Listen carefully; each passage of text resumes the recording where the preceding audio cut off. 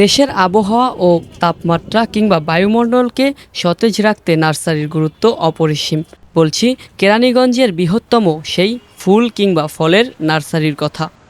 কেরানীগঞ্জের মধ্যবর্তী স্থানে রয়েছে এই বৃহত্তম নার্সারিটি, যেখানে সকল প্রকার ফুলের কিংবা ফলের গাছ চাষ করা হয়।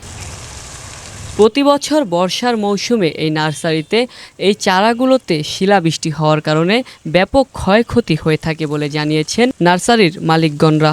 প্রায় 1 মাস আগে কিছু হিল পড়েছিল বৃষ্টিতে, সেই জন্য অনেক ক্ষতি হয়েছে। আমার প্রায় 50 লক্ষ টাকার মাল ধরেন ক্ষতি হয়েছে।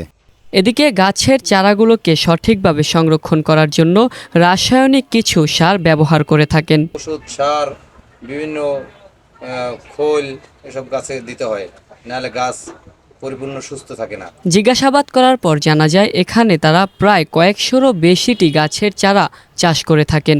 100-এর উপরে আছে, মানে 100 প্রজাতির উপরে আছে। ফলের গাছ বেশি, আম, জাম, লিচু, কাঁঠাল, আনারস, বিভিন্ন মানে ফল বলতে যা আছে সবই আছে। এদিকে অনেক মালিরা জানায় তীব্র দাবদাহের কারণে চারাগুলোর অনেক ক্ষয়ক্ষতি হয়ে থাকে। ক্ষতি তো কম বেশি তো হয়, কারণ যেটা যে পরিমাণে দরকার তার চেয়ে অতিরিক্ত গরম হয়। জলবায়ু নিয়ন্ত্রণে বর্তমানে পৃথিবীতে গাছের অবদান অপরিসীম। তীব্র দাবদাহে গবেষকরা জানান অন্যতম কারণ হচ্ছে বৃক্ষকে দেশ থেকে বিলুপ্ত করে দেওয়া। বাদশা ফাহাদ, সংবাদের পাতা।